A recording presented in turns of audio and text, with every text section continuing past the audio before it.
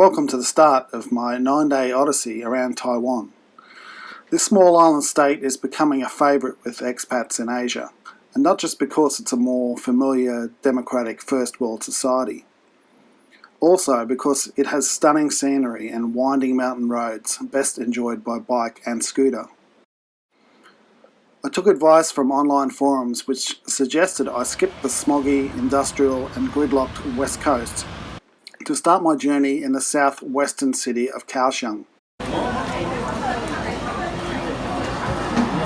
There's a ton of bullet trains running between here and Taipei daily. 2 hours of comfort beats an exhausting day in stop-start traffic sucking down bus and truck fumes.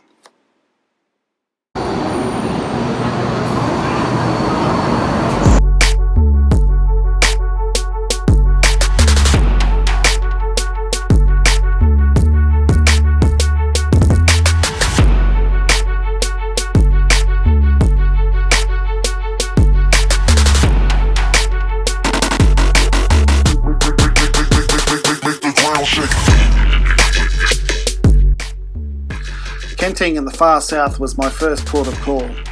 It's famous for its clean and beautiful beaches.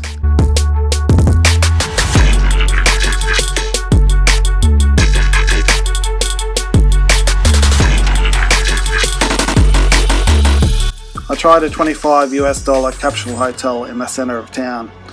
It was compact to say the least, as I couldn't stand up in it. You could swing a cat, but you'd kill it. The next few days were spent travelling up the scenic east coast on a beachside highway barely clinging to the mountainside. The water is stunning aqua, but the beaches are impaired by enormous cement erosion barricades. The surf can get huge on the east coast, like Jaws Hawaii huge. The next 2 nights were spent in coastal towns of Taitung and Hualien. Both are famous for their seafood and energetic night markets, but I had my eye on the prize of the east coast.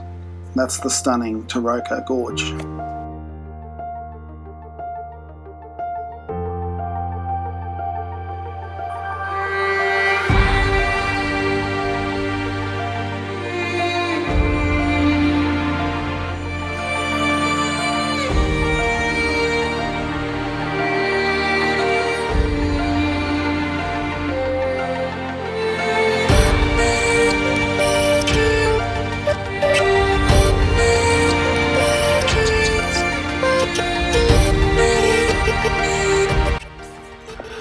After an easy 2-hour gorge cruise, it was time for a huge mountain climb.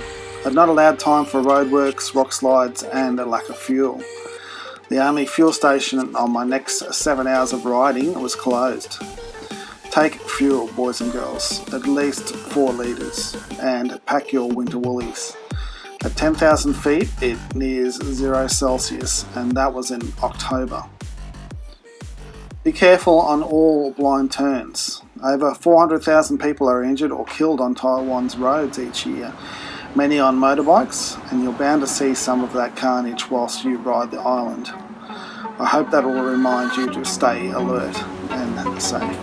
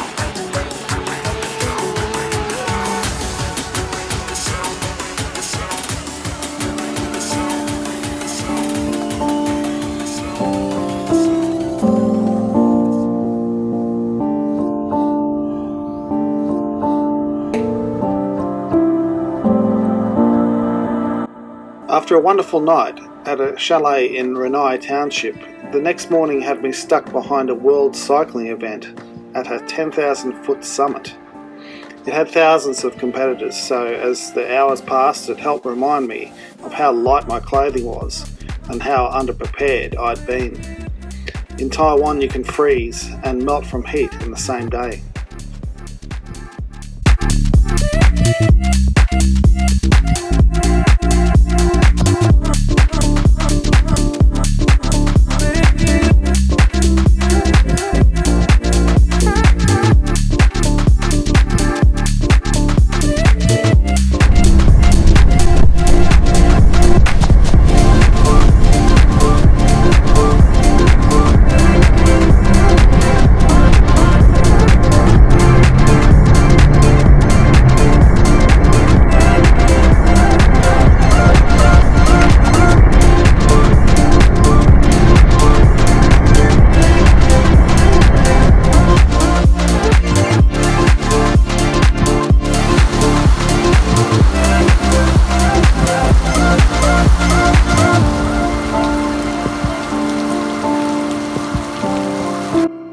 My last night on the road got me to Jiufen. Popular with Taipei day trippers, it's a centuries-old labyrinth of ancient mountainside streets, specialty shops and restaurants.